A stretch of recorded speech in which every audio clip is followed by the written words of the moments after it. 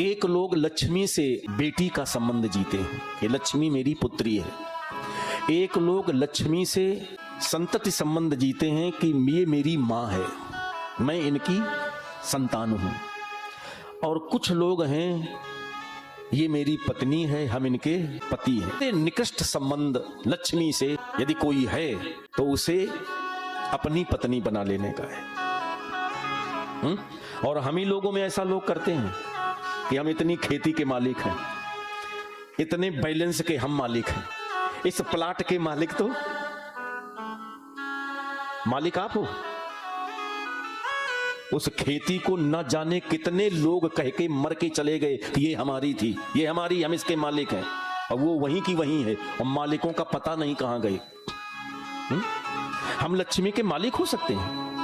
लक्ष्मी का पति, लक्ष्मी का मालिक तो नारायण है, पुरुषोत्तमोत्तम ईश्वर भगवान है। बात क्या है, ये हिम्मत कैसे पड़ी कि लक्ष्मी हमारी पत्नी, हम उसके मालिक? ये हिम्मत कैसे पड़ी? हिम्मत तो इसलिए पड़ गई, लक्ष्मी सुंदर बहुत है और थोड़ी चंचल है। सुंदर स्त्री चंचल हो तो वो क्या करेगी? चलते फिरते जो मिल जाए उसी को देख के आंख मटका दे, उसी को देख के मुस्कुरा दे, उसी देख को इशारा कर दे। हा, तो आदमी ने जाना ये तो हमारे ऊपर लट्टू हो गई, अब तो ये हमारी है। बस ये हिम्मत, इस गुंजाइश की वजह से हिम्मत पड़ जाती है कि हम लक्ष्मी को अपनी पत्नी के रूप में देखने लगते।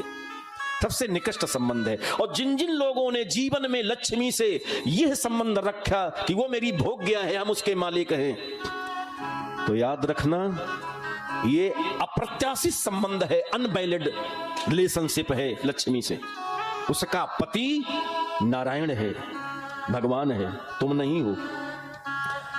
और वो मिजाजी स्त्री, उसने तुम्हें मुस्कुरा दिया देख करके तो तुम भी राजी हो गए, तो वो आएगी तुम्हारे पास, लेकिन भरी समाज में नहीं आएगी, दिन में नहीं आएगी, जब अंधेरी रात होगी तब आएगी और उल्लू पर बैठ के आएगी।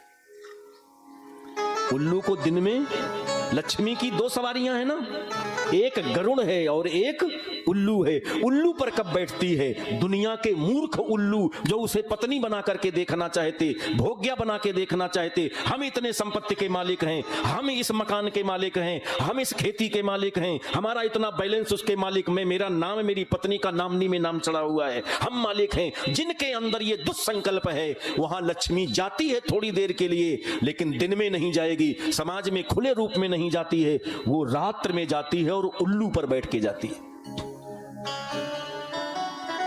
और जब जाती है, उसका स्वभाव है मुस्कुराना, मुस्कुरा के जाती है और जा करके एक लात मारती है। हाँ, ये उसका स्वभाव है। लात मारने का मतलब मूर्ख, बुद्धि खराब हो गई। अपनी फोटो शीशा में देख लो और मेरे पति की फोटो देख लेना, तो मेरे पति के बनने लायक हो, औकात क्या है? फोटो में देखो, अपना चेहरा देखो। एक लात लगाई तो अभी तक पड़े थे, और जैसे रात में उल्लू पे बैठ के आई, एक लात मारी तो सुबह कहते हम करोड़पति, हम अरबपति। और थोड़ी देर रही, उतने में करोड़पति अरबपति बन गए। जब गई तो एक पीछे से लात मारी, तो कल के करोड़पति आज रोडपति सड़क पे पड़े। आई तब एक लात लगाई, गई तब एक लात लगाई। यही है दौलत, इसे दौलत कहते हैं। दो लातें जिसने मारी, आई तब लगाई, गई तब लगाई। ये अच्छा संबंध नहीं है, हमेशा नहीं रहेगी। तुम्हारे साथ चीटिंग हुई है, हम उसके पति नहीं हो सकते। जगतपति पुरुषोत्तमोत्तम नारायण उसका पति है। ये निकृष्ट संबंध है लक्ष्मी के साथ। तुम लक्ष्मीहीन हो जाओगे। दैत्यराज बलि सोचते हैं बहुत अच्छा है, लक्ष्मी मेरी है नहीं, वो जिनकी है उन्हीं के पास रहे, बहुत अच्छा। अगर ऐसा होगा तो बहुत अच्छा है। आश्चर्य है, तीनों लोकों का जो मालिक है वो लक्ष्मी हीन बनने के लिए भी राजी है साहब। सोफे पर बैठने वाला, हेलीकॉप्टर से उड़ने वाला, कार पर बैठने वाला किसी के दरवाजे टाट पर फट्टे पर नहीं बैठना चाहता है। लेकिन तीनों लोकों का मालिक दैत्यराज बलि लक्ष्मीहीन भी होना चाहता है, केवल लक्ष्मी पति की कृपा बनी रहे। परमात्मा मेरे दरवाजे आया है, ये प्रसन्न बना रहे, मैं लक्ष्मी हीन हो जाऊं वो भी मुझे कबूल है, स्वीकार है। बहुत बड़ी बात है साहब। यही हुआ, 3 पग पृथ्वी का संकल्प हुआ और जो जो भविष्यवाणी उस न कवि ने की थी गुरुदेव ने, वही हुई। भगवान ने विराट बन करके सब कुछ नाप लिया, बांध लिया। उनकी धर्मपत्नी विंध्यावली रोई कि मेरे पति को बांधा और मेरा शरीर आपने नहीं बांधा। तब भगवान ने गरुण से कहा, वरुणपात से इसे मुक्त करो। भगवान ने उसे सुतल लोक भेजा और कहा, अगले मनवंतर में बलि हम तुम्हें इंद्र बनाएंगे। अभी जिसको मैंने इंद्र बनाया है उसका समय पूरा नहीं हुआ है, तो 1 मनवंतर का कार्यकाल उसका पूरा हो जाए, इसके बाद दैत्यराज बलि तुम्हें हम इंद्र बनाएंगे। वेट फॉर सम टाइम, कुछ समय की प्रतीक्षा कर लो। तो उसने कहा, भगवान आपके बिना मैं रहूंगा कैसे? जिसके हृदय में ये कथा उतर जाती है वो ये सोचता है कि बिना कथा के हम कैसे रहेंगे। 1 वर्ष कटना मुश्किल हो जाता है, ये कथा का जादू है। और जिसके पास परमात्मा ने बहुत खड़े होकर के लीला की हो, साथ में लीला की हो, वो ऐसा लट्टू हो गया है भगवान पर कि तुम्हारे बिना तो एक क्षण नहीं जी पाऊंगा। तो भगवान ने कहा कि जो इच्छा हो मांग लो। बोले, मेरी जब जब आंख खोले तो आपको ही मैं देखूं। यही प्रेम है, ये प्रेम की पराकाष्ठा है। तीनों लोकों का मालिक जो असुर है, दैत्य है, वो भगवान के सिवा अपनी आंख को कहीं दूसरी जगह लेके नहीं जाना चाहता। तो परमात्मा सुतल लोक गए और 52 दरवाजे का उसने महल बनाया। प्रत्येक दरवाजे पर गोविंद खड़े होते हैं उसे दर्शन देने के लिए। जिस दरवाजे से निकले भगवान वहीं उसे दर्शन। दुनिया में कण कण में परमात्मा है, तो वहां 52 दरवाजे पर प्रस्तुत है, तो कोई अति संयुक्त नहीं है।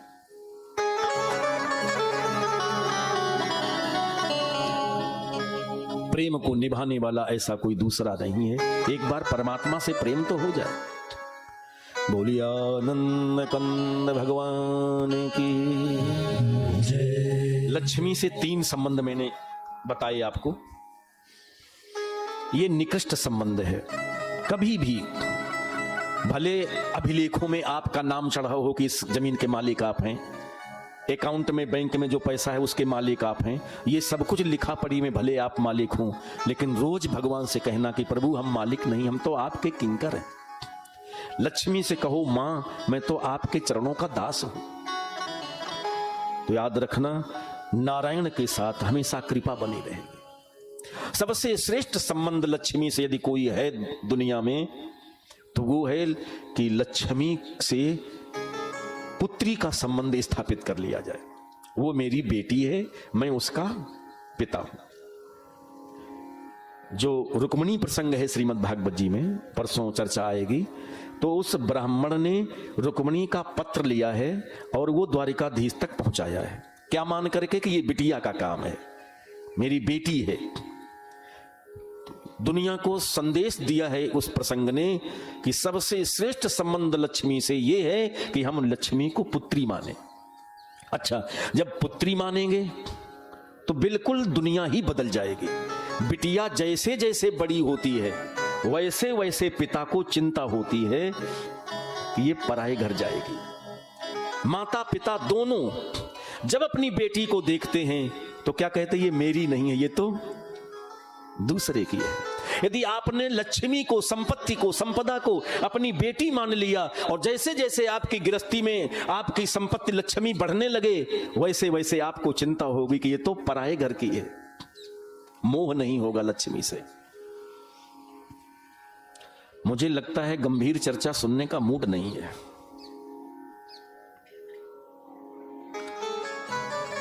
बोलिए आनंद कंद भगवान की जय। थोड़ी देर शांति से बैठें। ये जबरदस्ती कथा नहीं होती है। भगवत कृपा से तारतम्य स्थापित हो जाता है तो कुछ निकलने लगता है। मैं चलता कहाँ हूं, कहाँ कहाँ पहुंचता हूं, फिर लौट करके वहीं आता हूं। ये गुरु कृपा से, शंकर की कृपा से फ्लो है भागवत का, जो इस तरह से अमृत निकलता। और आप लोग बीच बीच में आकर के कहीं कुछ तो फिर क्षोभ पैदा होता है। संपत्ति जैसे बड़े बढ़े, यदि आपने उसे बेटी माना है तो आपको चिंता होगी कि कब हम इसको योग्य हाथों में पहुंचा दें। कोई भी पिता जब कन्यादान करता है अपनी बेटी का, तो आचार्य जब मंत्र पढ़ते हैं तो क्या कहते हैं? मैं लक्ष्मी स्वरूपा अपनी पुत्री नारायण स्वरूप वर के हाथ में समर्पित कर रहे हैं।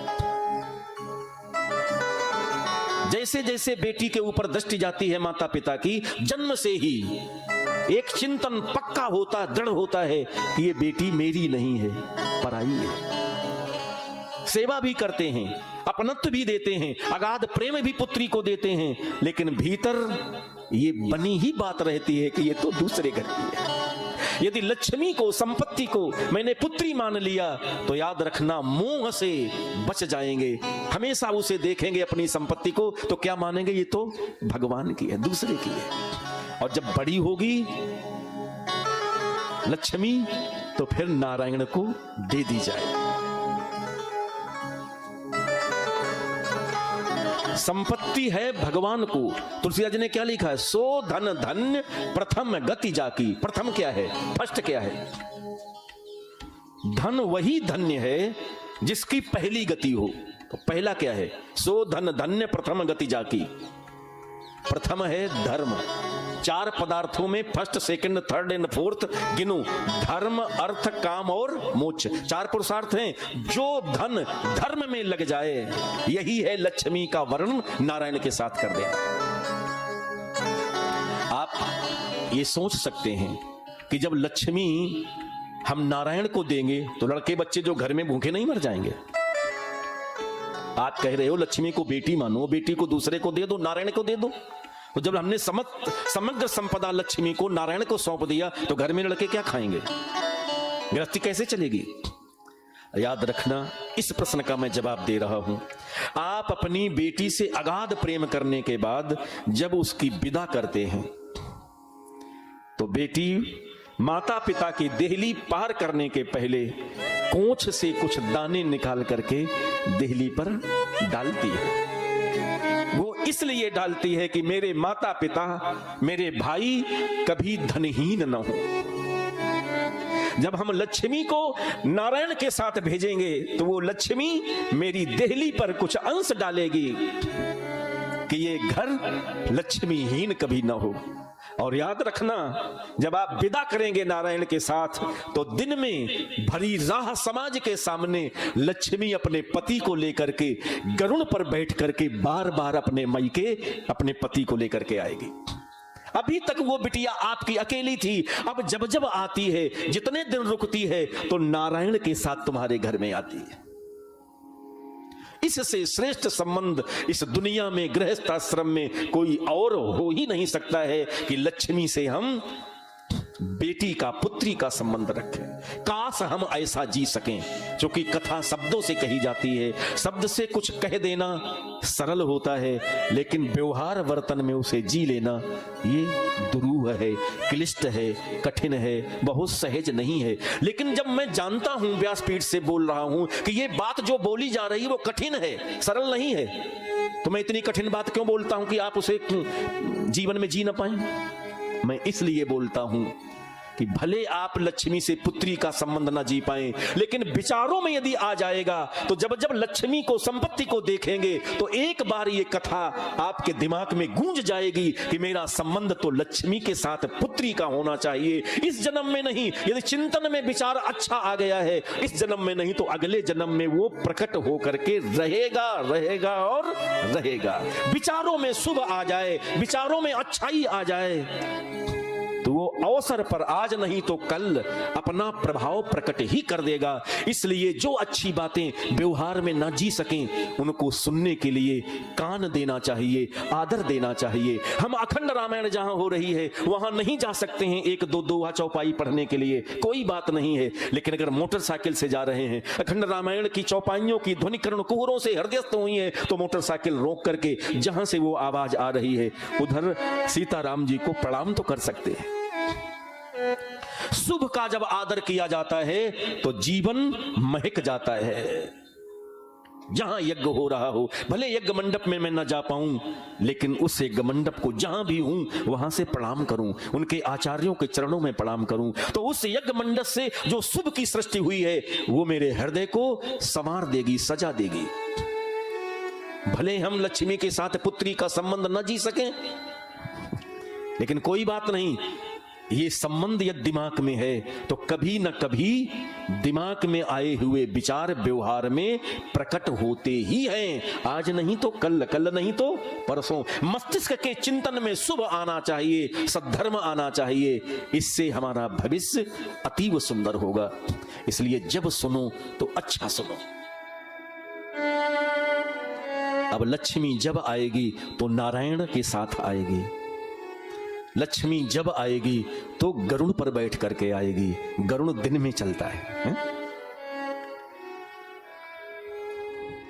लक्ष्मी पा करके जिनमें अहंकार आ जाए, अपनी लक्ष्मी के कारण जो दूसरे को ठोकर दें, धक्का दें, अपमानित करें, तो ये समझ लेना कि उसके घर की लक्ष्मी उल्लू पर बैठी हुई आई है।